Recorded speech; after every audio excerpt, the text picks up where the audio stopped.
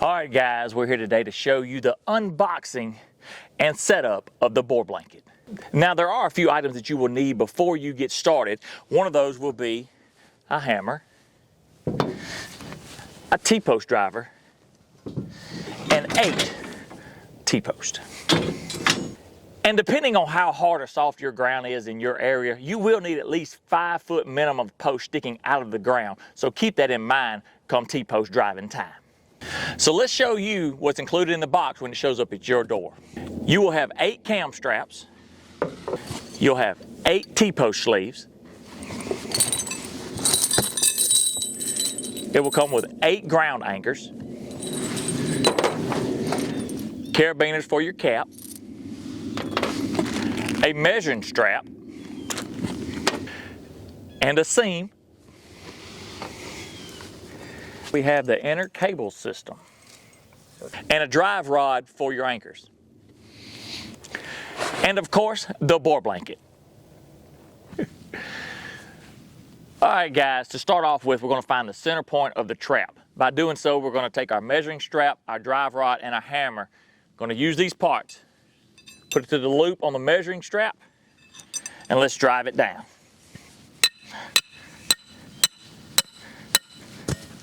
So let's take our measuring strap and find out where we need to put our first T-post.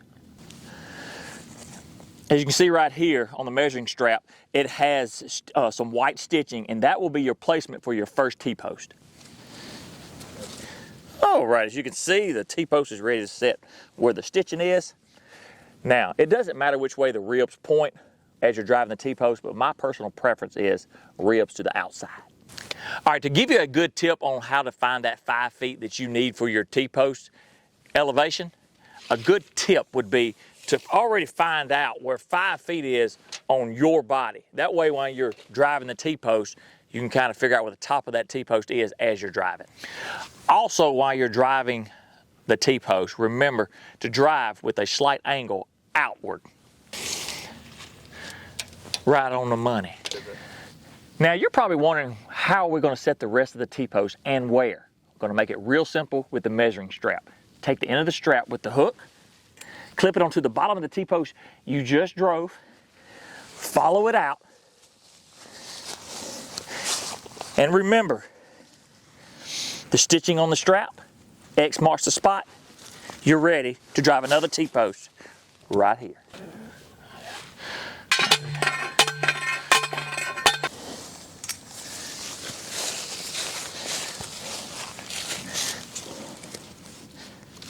Now, you've seen how we've done the first 2. We're going to repeat this process until we've used up all 8 of our T-posts.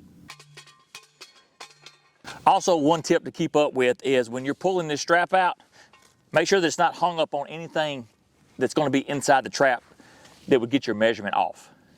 All right, the next item to put on is the T-post sleeve, which slides right over the top of the T-post. This helps protect the blanket, and also you don't have to use any tools other than what's already been mentioned. So remember, guys, we need 5 foot above ground on our T-post. So that being said, keep in mind what kind of soil conditions you are trapping in. If it's softer conditions, you're going to need a longer T-post to be able to drive more into the ground to anchor it better. Harder ground, you don't need as much, but we prefer to be as sturdy as possible. All right, so we've done that process.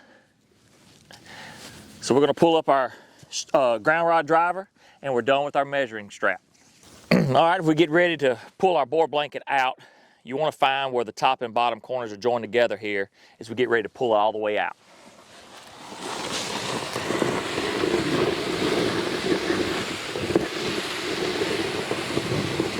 All right, now that we have our blanket all laid out, let's take where the top and bottom corners were joined together with the white rope, and we'll cut that. Now let me show you how to put this thing together. So you take that top corner ring, put it over your first T-post, and make sure that your jump ring is facing towards the inside. That way the hogs can't jump out to the outside.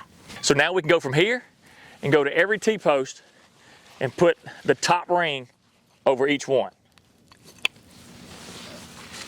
Make sure, guys, when you get ready to put these rings on, that it's just attached to the main rope there. You don't want it tangled up through all the blanket. Okay, this is the other end, guys. It is also tied together.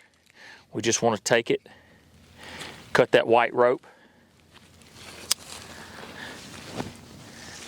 We're going to bring this end with us. Now I'm going to show you how to seam the blanket together. Now that we have the top of our blanket together, as you can see, we still need to seam it together. And I'm going to take this seam cable and show you just how to do that. So I've already started it just for demonstration purposes. What you want to do is overlap these two pieces. Taking this seam cable here and just going over and under the cable.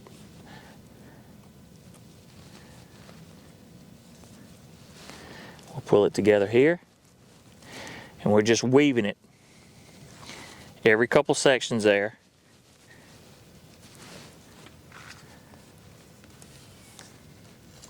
In and out, in and out.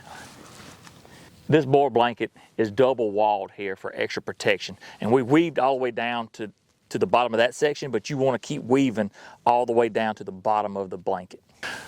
The Boar blanket also comes with a rope seam, just in case you're like me and you tend to forget or lose something like the cable seam on your next hog project.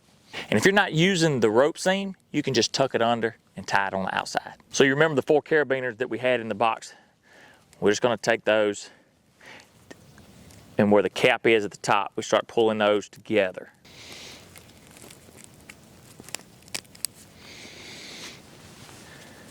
And we'll take our little, and then we'll take our the end of our cable seam with the eye and just stick it in there as well. And you remember our rope seam?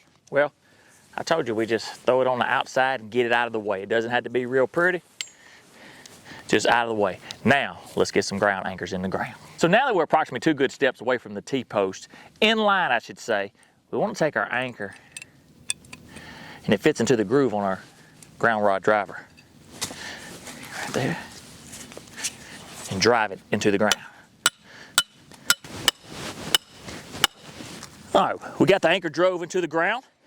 We can pull our rod back out, give that a little snug, and what that anchor does, it drove in this way, turns this way. Now we're good and anchored down. Now that we got our anchor in the ground, good and snug, let's take our ratchet strap, put one end in that loop, come up here with your buckle in, put it in there, give it a good little snug, not too tight yet. We want to get the rest of them in before we cinch her on down. And now that we got all our anchors set and our straps in place, you want to cinch them down real good, real tight. And the reason for that is when you catch that load of hogs on the inside and they go to jumping on this blanket, well, you don't want the T-post pulling in. This is a good anchoring system. Keep those hogs in until you're ready to drag them out.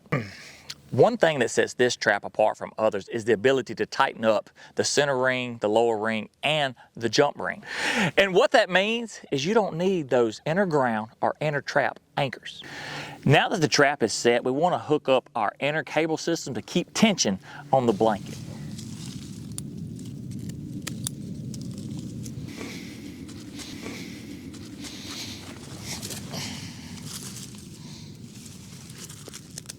Now what that cable system does is allow the blanket to stay firm and steady as those hogs may be hitting all one side. It won't allow that blanket to keep shifting one way or the other. It'll stay in one spot.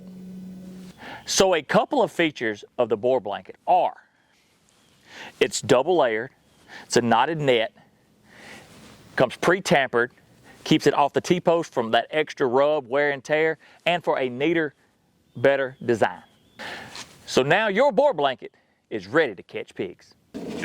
Now that we have the trap together, what we're going to do is put it in conditioning mode, which allows hogs to go in and out without being bothered by the structure of the trap. We're actually going to use the straps that were supplied in the box when you opened it. Take that one end, and we're just going to pull it all the way up. Pull it under, and just come over here and catch it somewhere.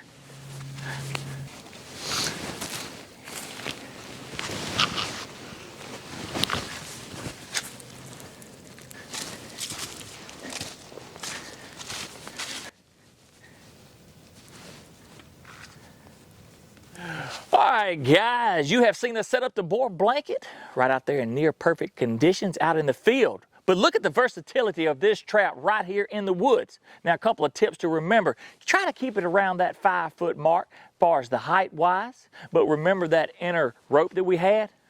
We can cinch it up for a near perfect circle. Now, you can see on the trap that we didn't hook into all the rings, and it's not near perfect circle. But the versatility allows us to be able to trap hogs in all conditions and situations.